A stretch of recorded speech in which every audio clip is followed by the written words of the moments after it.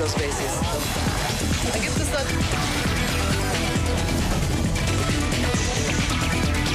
Zoom a la noticia con Andrea Bernal. Hola, ¿qué tal? Bienvenidos, soy Andrea Bernal. Esto es Zoom a la noticia. Vamos a enfocar nuestro lente hoy en Colombia. Estos son los hechos. El presidente Iván Duque llega a sus primeros 100 días de gobierno enfrentando grandes desafíos en varios temas polémicos. Su administración ha presentado reformas cuestionadas en materia política, judicial, tributaria. Los proyectos anticorrupción y las demandas estudiantiles se han convertido en un dolor de cabeza para este gobierno. Los acuerdos de paz con el ELN siguen siendo también una asignatura pendiente. Yo reitero lo que he dicho tantas veces, si el ELN quiere hablar de paz, bienvenido, si libera a todos los secuestrados y si le pone fin a los actos criminales. Cada vez que produce un acto criminal el ELN se aleja mucho más de cualquier posibilidad de conversación. Y frente a estos 100 días, pues ¿cuál es el debate? La pregunta es si ha demostrado coherencia el presidente Iván Duque con sus promesas de campaña. ¿Qué revelan estos primeros 100 días de su gobierno? ¿Se ha desmarcado de su partido, el Centro Democrático, y el expresidente Álvaro Uribe? ¿Se le acabó el periodo de gracia al nuevo mandatario? Todo esto vamos a discutirlo hoy en Zoom a la noticia. Les doy la bienvenida. Gracias por estar con nosotros. Vamos a revisar primero los grandes desafíos que está enfrentando la administración Duque en sus primeros 100 días de gobierno. Tenemos la ley de financiamiento para el presupuesto general de la Nación del 2019 necesita recaudar 14 billones. Y en ese sentido, la reforma tributaria pues no ha sido nada popular porque pretende obtener 11 billones de pesos gravando con IVA la canasta básica familiar. Esto ha desatado protestas, tiene serios aprietos al gobierno en el Congreso porque hasta los partidos de gobierno, es decir, su partido de gobierno, el Centro Democrático, le ha pedido que busque otras alternativas.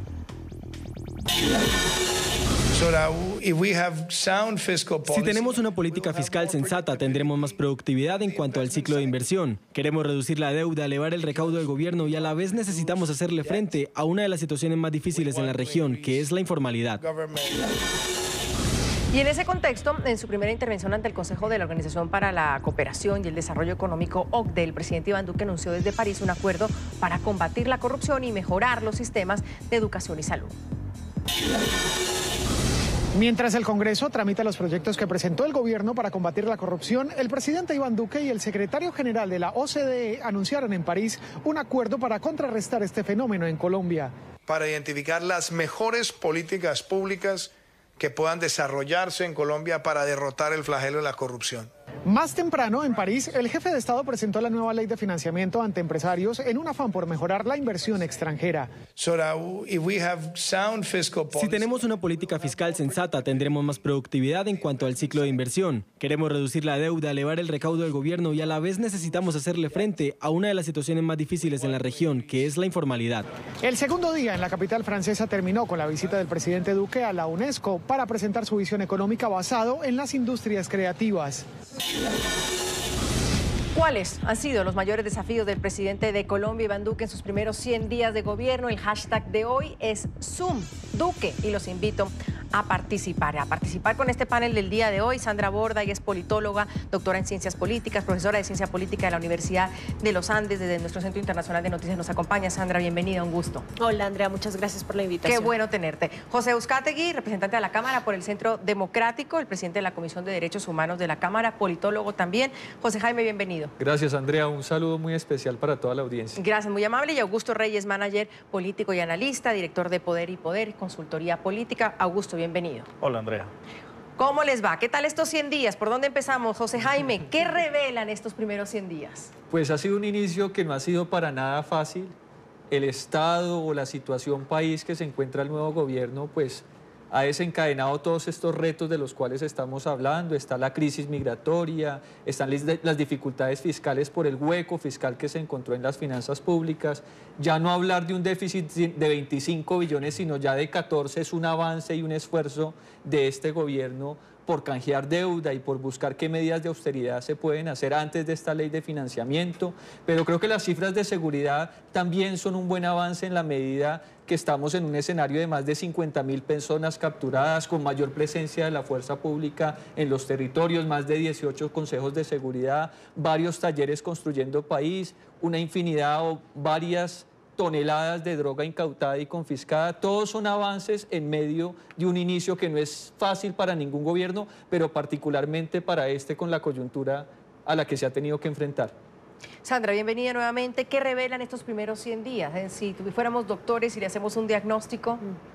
Pues, Andrea, yo creo que el principal desafío con el que se ha encontrado el gobierno hasta este momento, y esto es producto también de la forma en la que se adelantó la campaña política, es que a estas alturas el gobierno no ha podido contarle al país cuál es su proyecto nacional. Venimos de dos gobiernos que ambos, el gobierno del presidente Uribe y el gobierno del presidente Santos, tenían proyectos macro para el país. El uno, el de la seguridad democrática, y el otro, el logro de la paz, y se encargaban de darle a entender a la gente que lo que era la política pública en otros múltiples frentes, todo iba asociado con un proyecto de país que se buscaba lograr en el largo plazo.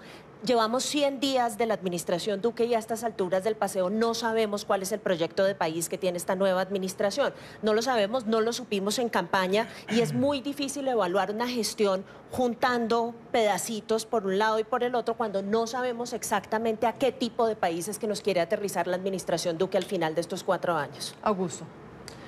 Pues Andrea, creo que a los 50 días de gobierno conversamos sobre esos avances de la administración Duque. Y termina el programa diciendo que el presidente debía pellizcarse y debía tener carácter.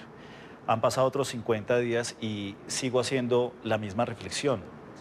Creo que no se ha fijado un derrotero, no se ha fijado un norte sobre el cual el presidente nos muestre su historia, nos muestre una narrativa y establezca una conversación con la opinión pública, no solamente con algunos gremios, sino con la opinión pública en general. Desafíos bastantes. Y yo creo que si empezamos a hacer un checklist de lo que prometió en campaña y este primer embate del gobierno, pues está quedando bastante corto. José Jaime, frente a lo que dice Sandra, que es interesante porque creo que no lo he escuchado solo de ella, sino en general también del periodismo colombiano, de la opinión pública, es hacia dónde quiere llevar el presidente Duque al país. Y eso es claro, ¿cuál es su proyecto? Hay 3 pilares de campaña y de gobierno ahora. Se habla de legalidad, de emprendimiento y equidad. Eso lo escuchamos hasta la saciedad en campaña y también son los pilares de este plan de desarrollo. La primera prioridad tiene que ver con la reactivación económica y siento que todo el esfuerzo del gobierno va dirigido a eso. Pero pienso que después de los 4 años, el gran sello que él quiere dejar es el sello de la equidad. Por eso entiendo que incluso el plan de desarrollo va a construirse sobre ese lema, Pacto por Colombia, Pacto por la Equidad.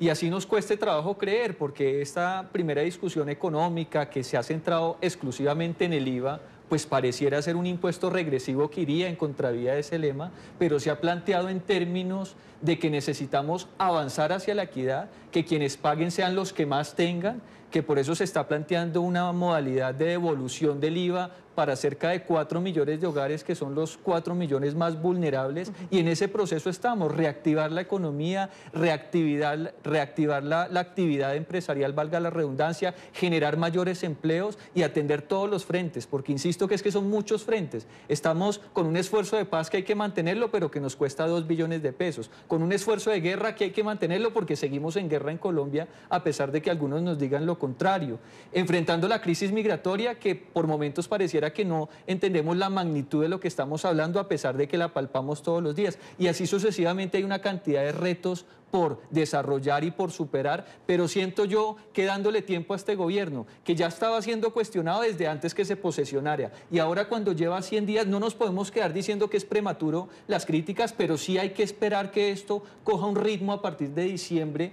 cuando este gobierno se haya logrado afianzar y empezar a desarrollar una agenda. Ni siquiera tenemos plan de desarrollo aún, por eso me parece todavía un poco anticipado de hablar de retrocesos en ese sentido. Está claro el tema de equidad. Siento que, y con todo cariño, representante, cuando uno explica mucho, entiendo que no es tan claro. Entonces, no sé, Sandra. Yo creo que hay 2 problemas básicos. Uno tiene que ver justamente con la idea de que no hay un consenso al interior de los expertos en este tema, de que esto efectivamente sea una reforma que esté destinada a producir más equidad. Todo lo contrario, digamos, hay mucha gente que está sugiriendo que aquí hay unos problemas serios, se le están imponiendo impuestos grandes a la clase media y en esa medida, digamos, vamos a retroceder sustancialmente. Creo que hay una falta de conciencia inconsistencia grande entre ese proyecto macro que acaba de describir José y la necesidad digamos, de convencer a la opinión pública de que efectivamente ese es el camino que nos va a llevar a ese destino.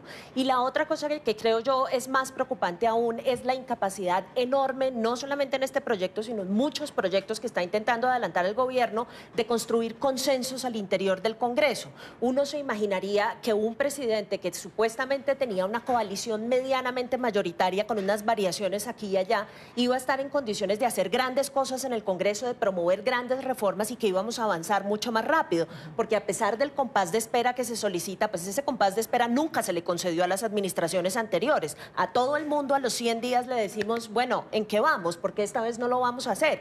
Creo que están en mora de crear un mecanismo de operación con el Congreso que claramente no está funcionando.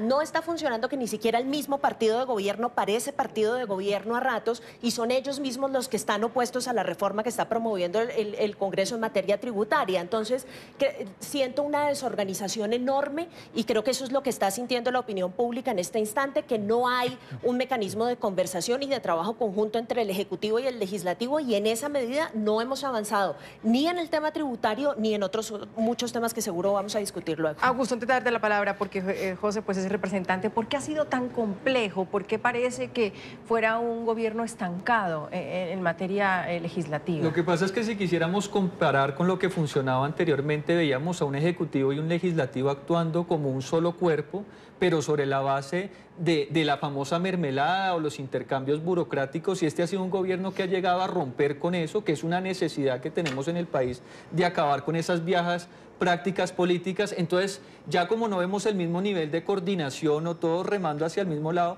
puede generarse una sensación de desorganización, pero yo creo que todo lo contrario, hay un reacomodamiento en esas relaciones ejecutivo-legislativo, y yo escuchando la locución del presidente Duque, él fue muy claro, él dijo, para esta primera etapa necesitamos menos política y más administración, menos política y más gerencia, y siento que esa es la apuesta respetable del gobierno, y a nosotros nos corresponde hacer lo propio desde el Congreso, acompañando al gobierno con lo que estamos de acuerdo y tomando distancia de aquellos temas o aquellos puntos en los que puede haber alguna diferencia. Sí, sí, me permite, Andrea, contestar a esto un segundo. Yo creo que el modelo aquel de acuerdo con el cual se hace gestión pública, como si estuviéramos hablando de una empresa privada, con el modelo gerencial que ya lo ensayamos en Bogotá y no funcionó, creo que es un modelo que no es adecuado a seguir. No es realista pensar que el Estado colombiano funciona como una multinacional o como una empresa privada y no como el tipo de aparato burocrático que es. Para construir niveles de gobernabilidad demonizamos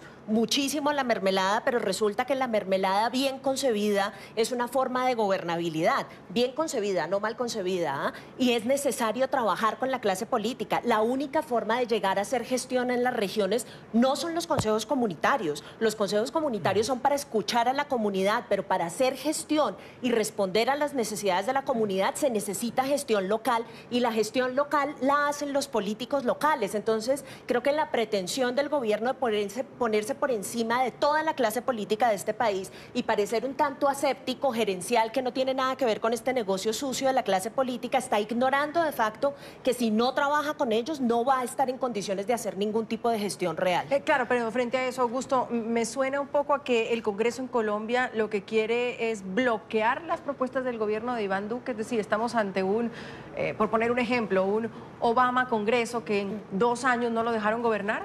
Suena paradójico lo que estás diciendo, ¿verdad? Pues teniendo en cuenta que venimos de una altísima votación, pues se ufana el presidente y su partido, que ha sido el presidente más votado de la historia. Y pues entrando... Pero sin las fuerzas necesarias totales en el Congreso. Entrando, es que ahí está la cojera de este gobierno. Gobernar no es fácil, Andrea y audiencia, gobernar no es fácil. La gente ni se imagina todo el mecanismo, todo el laberinto que hay para tomar una decisión. Pero si bien es cierto, no es fácil, también hay que ayudarse. Y no solamente ayudarse desde la oficina del presidente, sino también los que están alrededor. Yo veo una falta de liderazgo de los ministros en esa conversación y en esa relación con el Congreso de la República impresionante. Y a eso agrégale que el Congreso y el actual presidente del Congreso, presidente además miembro del partido de gobierno, pues no le ayuda. Tiene unas salidas en falso, como por ejemplo la propuesta de la constituyente. es como reconocer que el mismo presidente no tiene ascendencia sobre el legislativo. Pues lo ha dicho porque ese es uno de los tuits del senador Ernesto Macías, donde dice tantas reformas, sobre todo hablaba de la justicia, ¿no? Frenada en el Congreso, pues que una opción sería una asamblea constituyente. Augusto nos lleva a eso. ¿Eso sería oportuno ahora, José, en este gobierno? No veo del todo malo que se abra el debate frente a un tema que siempre ha estado latente en la discusión pública, y este no sería la excepción. Yo siento que el gobierno sí ha sacado adelante los temas que son prioritarios para el gobierno en el Congreso, como era su ley de presupuesto para el año entrante, ahora su ley de financiamiento. Yo creo que el verdadero pulso, donde verdaderamente vamos a medir las fuerzas o la fortaleza de esa coalición, va a ser a través del trámite de esa famosa ley de financiamiento. Y ya frente a los temas estructurales, ¿por qué no considerarlo?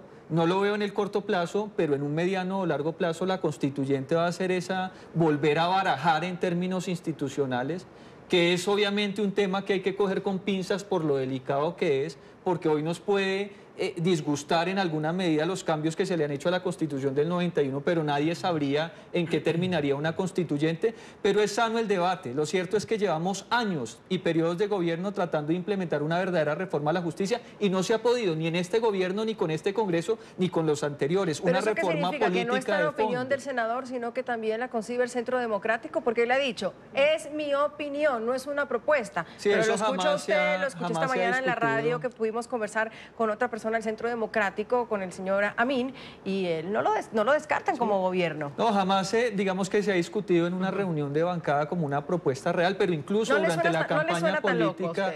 No suena loco, pero yo no lo veo viable, ni realista, ni aplicable en el corto o en el mediano plazo. Sandra, ¿qué tal le suena eso en Colombia hoy por hoy? Estaba pensando justamente que una de las grandes críticas que se le hizo al contrincante del actual presidente Duque durante la campaña a Petro era que estaba promoviendo una asamblea constituyente. Y estábamos frente a una candidatura que se había comprometido completamente con la institucionalidad como estaba diseñada y hacer las reformas a través de esa institucionalidad, y hoy de repente otra vez el tema de la asamblea constituyente sobre la mesa. Eso para citar un ejemplo. El otro ejemplo lo han citado numerosas veces en todos los medios y en las redes sociales, un presidente que como candidato se comprometió con no subir los impuestos, y hoy estamos en un escenario que va en búsqueda de eso. La gente que quiere los argumentos fáciles dice, todos los políticos dicen mentiras. Yo creo que eso sigue siendo un problema para la democracia colombiana. Yo creo que la gente vota por propuestas particulares, además de simpatías y otros factores, y me parece que es un problema grande decirle a la gente que una cosa es uno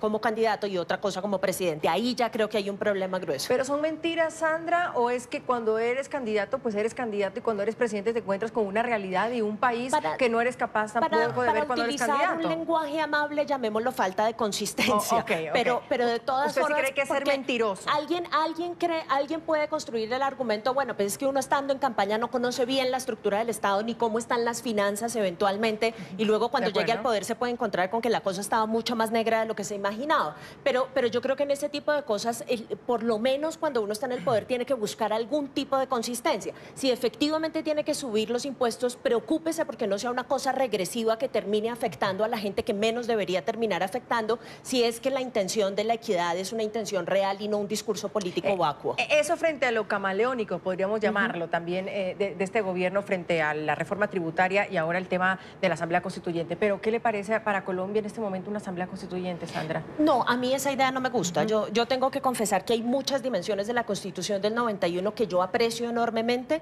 Me parece que abrir la caja de Pandora a una reforma constituyente siempre se empieza diciendo, no, pero solamente van a ser estos pequeños problemitas de la justicia o estas cosas aquí y allá, pero el caso es que cuando uno abre la caja termina transformando un montón de cosas. Yo honestamente creo que la institucionalidad que nos brinda la Constitución del 91 es una institucionalidad con muchísimas ventajas que por supuesto es susceptible de ser mejorada, pero no desde una asamblea constituyente. Yo no sería partidaria de una cosa de esas. Augusto. No, para nada. Creo que incluso le puede estar reventando en las manos al mismo gobierno. Frente al tema de las dificultades que se tienen en el Congreso, ¿eso es total responsabilidad del gobierno? Pues es que cuando uno mira, por ejemplo, a la ministra del Interior, esa falta de liderazgo, y no sé si José, como representante del Centro Democrático, también tienes esa misma lectura, pero yo creo que el Ministerio del Interior en estos primeros 100 días ha brillado por su ausencia. no hay un liderazgo, no hay una conversación establecida. Y claro, ella podrá decir, la doctora Nancy Patricia podrá decir que una cosa era establecer esa conversación con mermelada y otra cosa sin mermelada. Pero cuando uno se compromete a algo, pues también debe tener el plan inmediato para reaccionar. Y de acuerdo con Sandra, es que acá se satanizó la mermelada.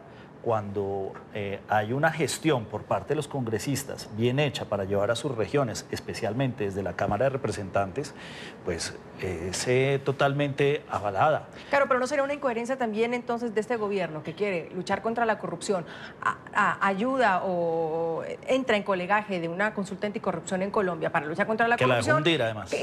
Y seguir con la mermelada en el Congreso? No. Porque cuando tú hablas de coherencia, cuando te comprometes al día siguiente, después de que la consulta anticorrupción ha sacado todo este mundo de votos, que fue la mayor movilización electoral en la historia del país, te comprometes delante de la opinión pública, te comprometes con los impulsores, pero estás dejando morir toda la iniciativa legislativa. Se están ahogando. Pero además, solamente para añadir una cosa a este punto anterior, sí hay una incoherencia enorme entre buscar más recursos para el funcionamiento del Estado, que estoy totalmente de acuerdo en que son necesarios, digamos, hay un montón de planes que necesitan ser financiados, tienen que salir de alguna parte, pero lo que es inconsistente es decirle a la gente que el Estado necesita más dinero y al mismo tiempo no hacer nada para atacar el problema de la corrupción. Eso sí es tremendamente inconsistente. Lo que tiene que hacer el gobierno es mover los dos proyectos con la misma velocidad, con la misma intensidad y con la misma voluntad política, porque de lo contrario, el único mensaje que le está enviando a la gente es que quiere más dinero para repartírselo a los corruptos.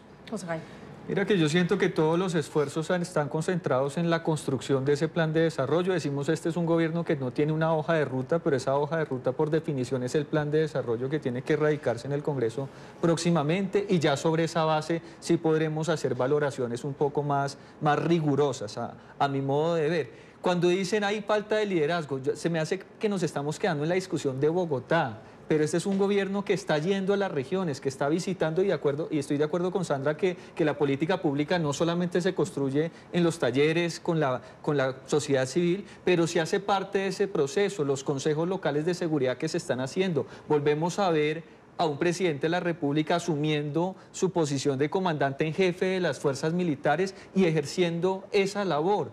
Creo que la política regional no se hace hablando con los congresistas en Bogotá o a puerta cerrada, haciendo muchas veces transacciones o intercambios que no son del todo transparentes. Se hacen, por ejemplo, reformulando el programa de alimentación escolar, que ha tenido un incremento presupuestal bastante significativo y una reformulación que nos permite pensar que en los próximos 4 años vamos a llegar a 7 millones de niños en edad escolar que van a ir al colegio a estudiar con un plato de comida caliente sobre la mesa. Entonces yo siento que también estamos como bogotanizando demasiado la discusión, y como no vemos mucho movimiento de pronto en la esfera o en el círculo en el que nosotros nos movemos, sentimos que es un gobierno inactivo, pero creo que las regiones pueden tener otra impresión. Mira, la construcción del plan de desarrollo. No es inactivo. Déjeme le doy un ejemplo de la otra cara de la moneda, el ejemplo de la política exterior y la diplomacia del actual gobierno.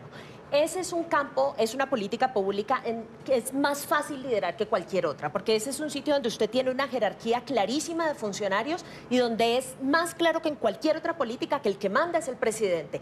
Y ni en ese campo, en donde es tan fácil para liderar el presidente, han podido construir un consenso nacional alrededor del tema de Venezuela y alrededor de las relaciones con Estados Unidos. Tanto que a ratos parece que el que está mandando la parada es el embajador en Estados Unidos y no el canciller ni el presidente. Y el embajador en Estados Unidos suelta declaraciones que tienen que venir a corregir en Bogotá. Entonces yo me pregunto, si ese que es el espacio en donde es más fácil ejercer liderazgo presidencial, es un espacio donde el presidente todavía no ha logrado mandarle el mensaje a sus funcionarios de quién es el que manda y quién es el que tiene el mensaje internacional, pues yo me pregunto cómo estará funcionando entonces en los otros. Claro, en el campo económico, en materia tributaria, yo no veo al presidente siendo una adalid de la defensa Sandra, mira que por ejemplo en el concepto, en el tema de relaciones internacionales, Nos estamos dejando llevar por titulares de prensa o especulaciones, si el embajador dijo X o Y cosa, o si está detrás de una conspiración. No, hay cosas, grabado, pero hay cosas concretas, que tenemos un COMPES que está en construcción y que se va a publicar próximamente, a ver cómo vamos a atender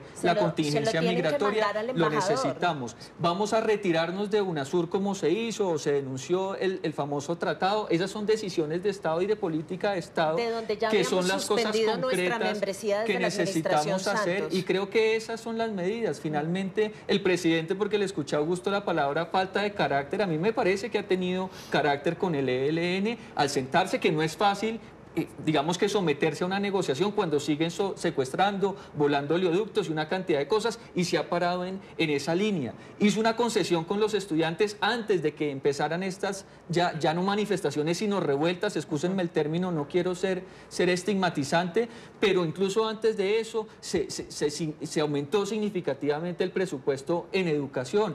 Parársele a su propio partido en las discusiones y defender una propuesta tan impopular como el IVA, se requiere carácter. Él podría estar tratando de poner pañitos de agua tibia, y siento que está planteando soluciones de fondo para que se discutan y se aprueban en los escenarios que se deben aprobar. Cierra este bloque con Augusto.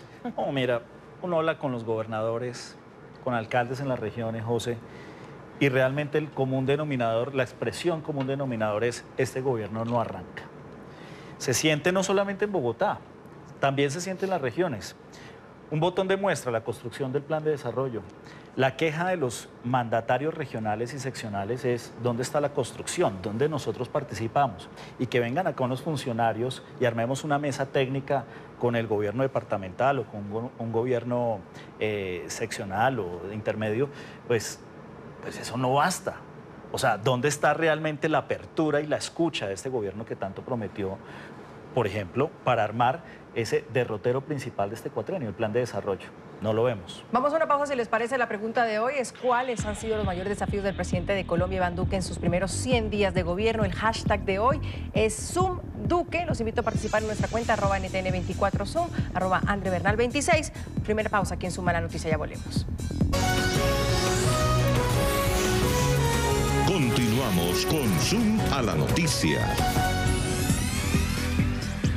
Gracias por seguir en nuestra sintonía. Hoy debatimos los 100 días de gobierno del presidente Iván Duque, el presidente colombiano, pero nos vamos por una arista. ¿Cuáles han sido esos mayores desafíos en estos 100 días? Y arranco con Augusto. Augusto, la oposición en las calles ha sido fuerte desde el día 1. Me acuerdo ese 7 de agosto, aquí en Bogotá, la oposición liderada por Gustavo Petro, el otro candidato presidencial, dijo: vamos a la resistencia.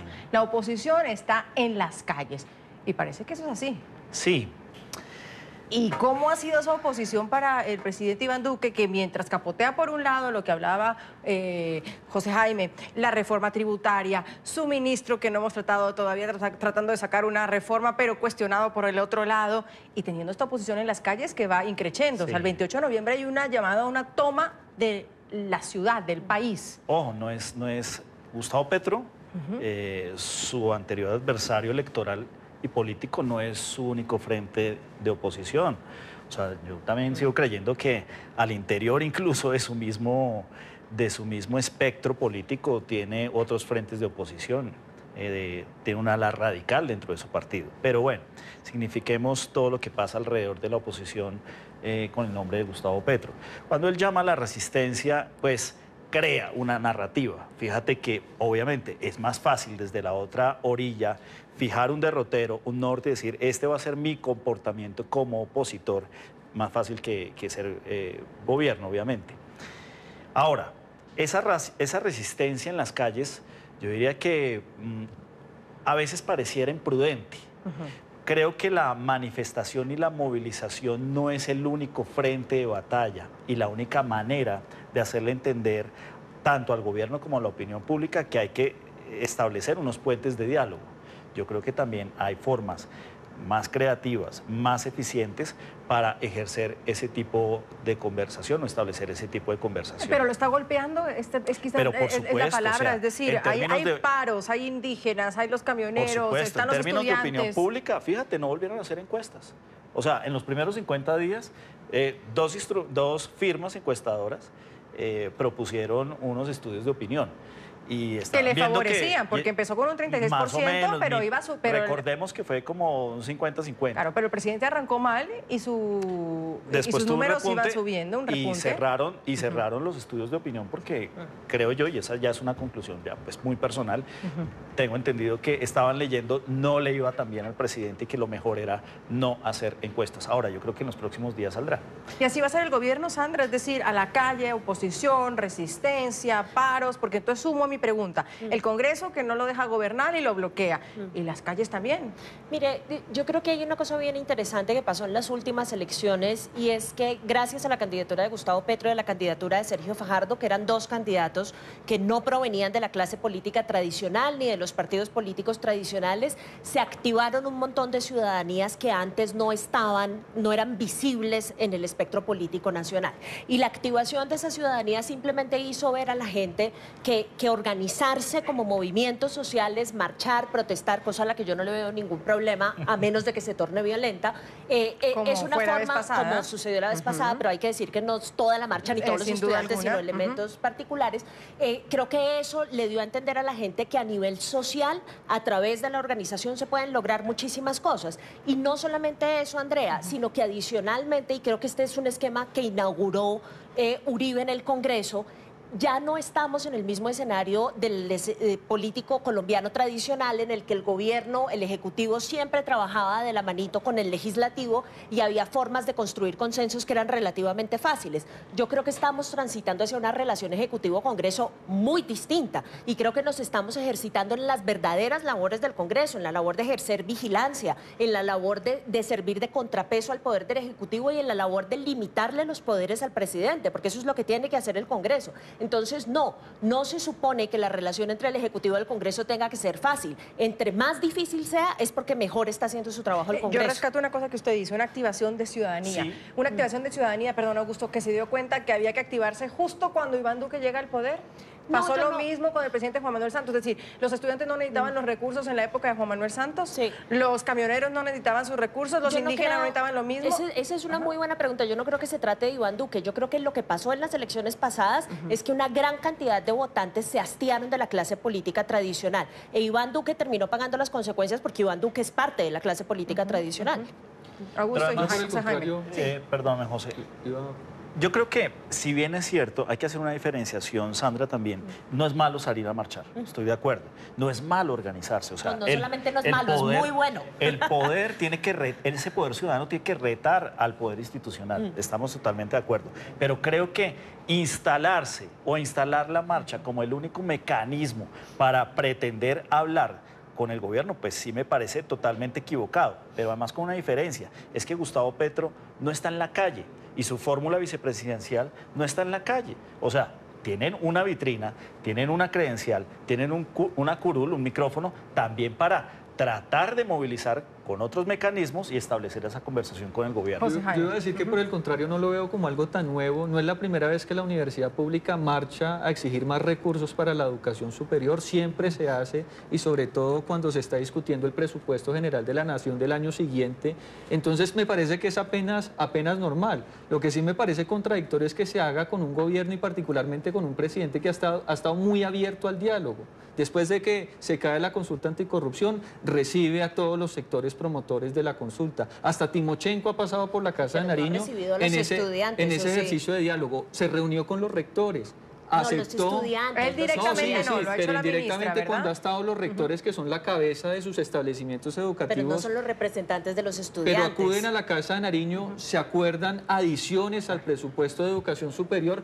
Entonces yo sí veo que es un contrasentido que cuando tenemos un gobierno y particularmente un presidente, porque en eso insistiría mucho, que parece tener una capacidad de escucha bastante amplia, pues se acude a este tipo de mecanismos. Pero me parece apenas normal. De aquí a diciembre, ese va a ser la movilización política. Y siento yo que ya el año entrante, como venimos con las elecciones locales, cambiamos las calles por las urnas nuevamente y va a cambiar la discusión política. Creo que ya no va a ser de movilización ciudadana, sino de movilización de electores. Solamente un par de argumentos para discutir lo del talante conciliador del gobierno. Uno, no se ha reunido con los estudiantes. Se tuvieron que organizar los estudiantes colombianos en Francia, en París, en la Sorbona, para pedirle al presidente que le concediera una cita a los estudiantes colombianos que están exigiendo cosas en materia de de Educación Pública. 2, tenemos un ministro de Defensa que se inauguró en su oficina diciendo que la protesta social era una cosa que había que regular y restringir al máximo y que adicionalmente por titulares de prensa. No, Esa pero son reforma las no se ha presentado en el esos no Congreso. son titulares, son las declaraciones de los funcionarios del gobierno. La primera declaración que hizo el ministro de Defensa fue para decir justamente que los movimientos sociales y que las protestas estaban vinculadas con grupos delincuenciales. Entonces yo me pregunto hasta dónde eso es un talante abierto y conciliador. Ahí quedó un poco demostrado No, pero que hay una efectivamente distancia enorme entre una cosa y la otra. ¿O está usted legitimando lo que dijo el ministro de Defensa? No, digo que estoy de acuerdo cuando vemos en una marcha que queman un policía, pues sí hay ¿usted está de acuerdo en que los movimientos ajenos a la sociales protesta están social. vinculados con las organizaciones criminales? Estoy de Esas acuerdo fueron las que la declaraciones. protesta mal encausada puede llevar actos de violencia como eso, y eso es lo que se tiene que prevenir de todas las formas posibles, porque ya una vez quemen un policía, ya puedo yo pararme aquí y decir muchas cosas, pero de lo contrario no estamos controlando la anarquía social que puede llevar a ese tipo de Quizás el situaciones. tema es en las calles a dónde va a llevar a este gobierno, porque los estudiantes colombianos programan sin duda su sexta jornada de movilizaciones masivas esta semana, pidiéndole al presidente Iván Duque más presupuesto para la educación.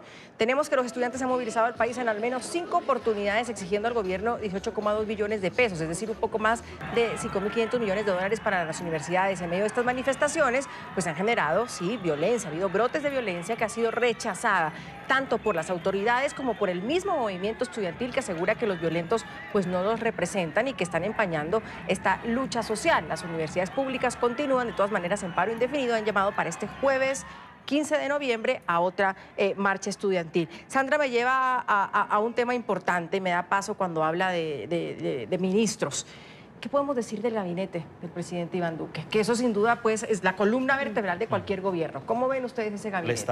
Ellos le están debiendo al presidente. O sea, yo creo que cuando en campaña algunos mirábamos que el candidato Iván Duque iba a tener en su falta de experiencia dificultades para gobernar, pues uno decía, listo, está bien. Yo creo que puede ser compensada también con unos despachos ministeriales gruesos que le puedan soportar. Sin embargo, estos 100 días lo que nos ha demostrado es que no, le están debiendo al presidente, hay una falta de liderazgo en unas carteras específicas, otras están sacando la cara, están tratando de hacer, están tratando de acertar. Uno ve ministros como el ministro de Salud, el ministro de Vivienda, intentando acertar y generar unas políticas definidas, pero en otros espacios muy coyunturales y muy de la cotidianidad del gobierno, pues uno ve realmente que hay un hueco. Específicamente, no sé, yo creo que el Ministerio del Interior ahí hace falta muchísimo. ¿Muy pronto para hablar de oxigenación? Sí, no, pues démosle un año. ratito. Pero ahí sí. Pero no, pues por lo menos para saber cómo funcionan. Pero yo creo que el gabinete es una excelente oportunidad para hablar de una tendencia que yo creo que tiene este gobierno, que es una tendencia hacia la fragmentación enorme. Este gobierno a veces parece a lo libro gringo Dr. Jekyll y Mr. Hyde, porque hay un sector del gobierno, un sector del gabinete que proviene del ala uribista, son los más duros, son los que impuso, digamos, el ala uribista del partido, el ministro de Defensa, el canciller, en fin, que son los ministerios más importantes. Y hay otros ministerios que son los que pone el mismo presidente y su ala más moderada, que son gente mucho más joven, un poco más tecnocrática y demás. Y resulta que casi toda la agenda la está manejando el ala dura del partido a través de sus ministerios particulares. Entonces, uno nota en varias ocasiones como esa suerte de conversación súper tensa al interior del mismo gobierno. Dicho eso, hay una cosa que yo sí tengo que celebrar de la composición del gabinete del presidente Duque, y es la paridad en materia de género. Es el primer presidente que asume el compromiso de entregarle el poder a las mujeres, digamos, en forma explícita y justamente con la intención de que ellas hagan parte del gobierno, y con eso no solamente no tengo ningún problema, sino que lo celebro vehementemente. La lectura que tiene Sandra del gabinete. Ministerios que, como lo dijo el mismo presidente, él quisiera que fueran ministros para varios años, no solamente para unos pocos meses, que están haciendo un trabajo estructural, creo yo, y por eso nos afanamos por verlos muy activos y con grandes propuestas y con grandes reformas en el Congreso y por fuera del Congreso, pero creo que se están dosificando. En este momento están concentrados en el Plan Nacional de Desarrollo, que es su tarea principal, y siento que en la medida que transcurran los próximos meses vamos a ver mayor liderazgo desde esos ministerios, y evidentemente habrá unos que con el paso de los meses no logren despegar, y pues ahí yo creo que toda la ciudadanía y la clase política también pedirá cambios en el gabinete con el propósito de que esto verdaderamente funcione. Cuando uno llega con algo nuevo, sin duda en este caso un gobierno o con una nueva idea, un nuevo trabajo, tiene expectativas. ¿Ha llenado esas expectativas, José Jaime? Sí ha llenado las expectativas. Estábamos conscientes que es un gobierno joven que quiere renovar las prácticas políticas. Aquí tenemos una estructura que es resistente al cambio, empezando por el Congreso de la República, que yo integro en este momento. Pero sea autocrítico. ¿Qué usted lo ve y dice, esto le falta a nuestro presidente? No, en realidad la dificultad, y eso sí lo reconozco, en términos del déficit fiscal con el que nos encontramos, para muchos fue una sorpresa. Se sabía que las finanzas del Estado estaban difíciles. Ahí le están echando nuevamente la culpa al otro gobierno.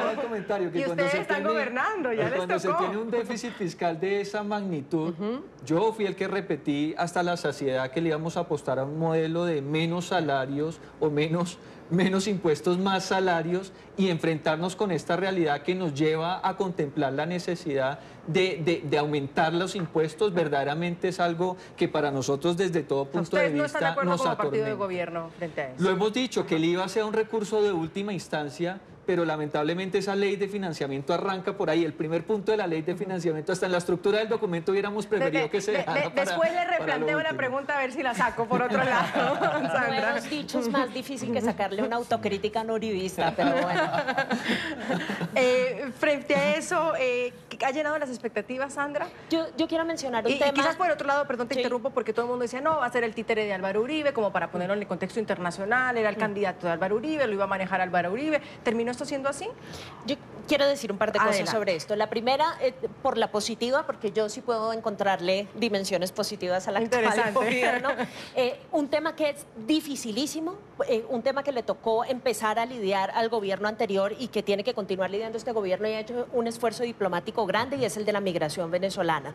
Creo que allí, digamos, se han superado lo que en algún momento parecía como una amenaza, y era recaer en el discurso xenófobo y que rechace abiertamente la migración venezolana. Yo creo que este gobierno no ha caído en eso y ha hecho un esfuerzo grandísimo a nivel diplomático y a nivel multilateral por conseguir apoyo para lidiar con esto. Está trabajando de cerca con Naciones Unidas y creo que está haciendo honestamente lo mejor que puede, a pesar de que está lejos de tener una política pública perfecta para lidiar con los migrantes, justamente porque es un problema tan difícil.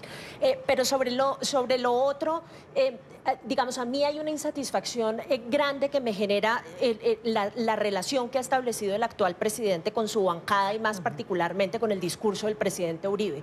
Yo creo que lo que ha hecho el actual gobierno es una cosa que a mí me parece peligrosísima, y es construir dos discursos distintos para satisfacer dos audiencias distintas. O sea, ¿usted cree que es el policía bueno y el policía malo? Pero fíjese cómo actúa. Mire nada más lo que sucede con el discurso internacional alrededor del tema de la paz. Están en Europa hablando y usted escucha lo que dice el presidente Duque sobre el tema de la paz y suena más como Santos que como Uribe. Pero inmediatamente toma el avión de regreso y llega al país, el discurso que mantienen sobre la implementación de la paz, y más que el discurso, las medidas concretas para implementar la paz, son medidas de una debilidad enorme. Entonces, mi preocupación está en el hecho de que están construyendo casi dos vías de acción paralelas, contradictorias la una con la otra, una que busca darle contentillo a la comunidad internacional y a los amigos de la paz en Colombia, y otra que busca darle contentillo al ala más dura del uribismo. Yo creo que en algún momento esa contradicción se va a hacer insostenible. ¿Y por qué lo ve peligroso, Sandra? Porque creo que en algún momento eso se va a hacer insostenible. Yo creo que en algún momento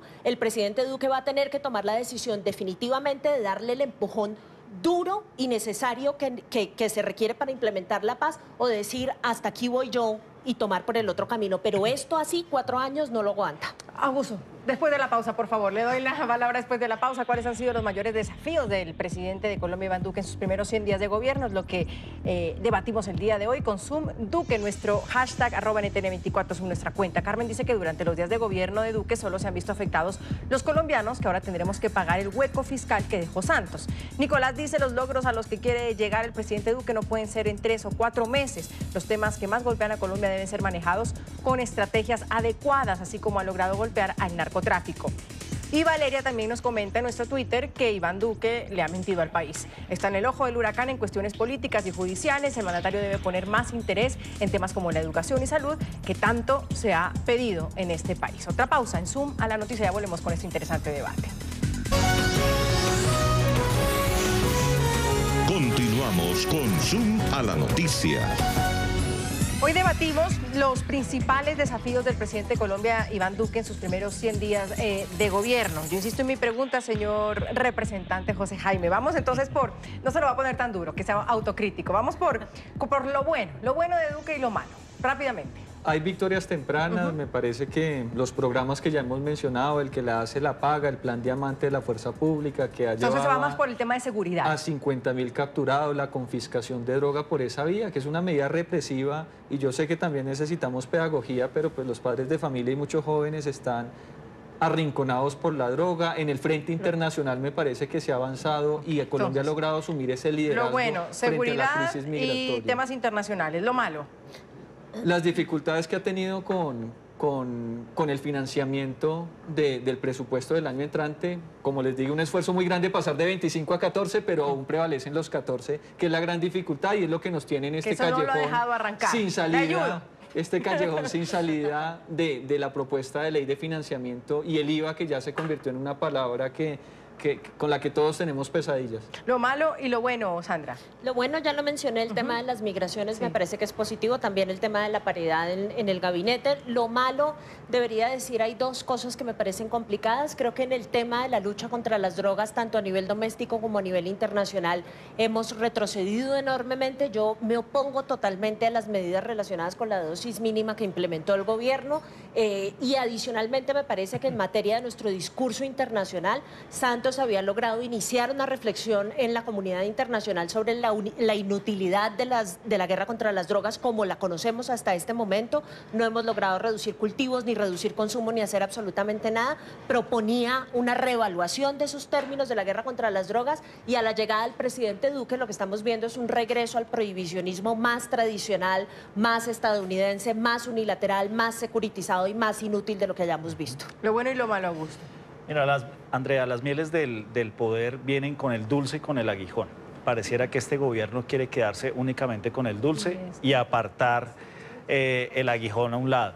Yo creo que lo bueno es que se le nota al presidente Iván Duque que quiere acertar, quiere definir su presidencia. Lo malo es que está haciendo poco y pocos a su alrededor están haciendo para que eso se haga posible. Más adelante, José Jaime, para estos, se cumplen los 100 días, pues hay otros años más. ¿Qué será lo más difícil? ¿Por dónde ve que ustedes que queda lo más complejo en estos momentos para el gobierno? Definitivamente la ley de financiamiento, que va a empezar un proceso tortuoso en el Congreso y nadie garantiza que eso vaya a salir bien, pero la plata, como hemos dicho acá, tiene que salir de alguna parte y es ahí donde el Congreso también, como una política de Estado, no solamente gobierno, tenemos que buscar alternativas para garantizar ese financiamiento para el año entrante, o entonces los recortes en los programas sociales del Estado serían delicados. Y definitivamente, ¿qué va a pasar con el ELN? Porque ya hay una situación insostenible, se dio un ultimátum casi de 30, que ya van 90 días y seguimos con esa misma incertidumbre de qué va a pasar con este grupo armado ilegal. Lo más difícil. No, la relación con el Congreso, Andrea, yo creo que sigue siendo muy complicada. A veces le da uno la sensación que Cambio Radical y el expresidente Vargas Lleras son los que están promoviendo leyes en el Congreso y no el presidente,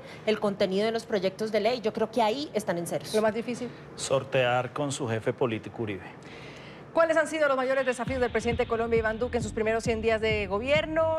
Tenemos más opiniones de nuestros televidentes. Tomás dice que no se puede lograr un gobierno sano si no se comienza a cumplir lo que se dijo en campaña, y Duque no está aprovechando los votos que consiguió, solo ha logrado generar odios. Juan dice que el mandatario Iván Duque debe comenzar a actuar en estabilizar una economía que tanto le hace falta a Colombia para comenzar a apoyar más a los sectores educativos, erradicación de la pobreza y solucionar la inmigración venezolana. Y también nos escribe Karen, que nos comenta que el gobierno de Duque debe empezar a mostrar su manejo en los temas que dijo que serían prioridad, como la educación, salud y los impuestos. Última pausa, ya volvemos. Continuamos con Zoom a la noticia. Sin tiempo ya para este debate, que podría tener sin duda más horas, pero quiero agradecerle a Sandra Borda, a José Jaime Uzcategui y a Augusto Reyes por haber estado hoy en el programa. Los primeros 100 días del gobierno de Iván Duque todavía le quedan algunos años más. Claro. Gracias. Lo importante es que tiene tiempo. Y no nos dejemos contagiar de pesimismo, que las cosas van a mejorar. No, pero si estamos felices, ¿quién está pesimista? Gracias a ustedes, que tengan un feliz martes. Soy Andrea Bernal y nos vemos mañana con otros temas de debate.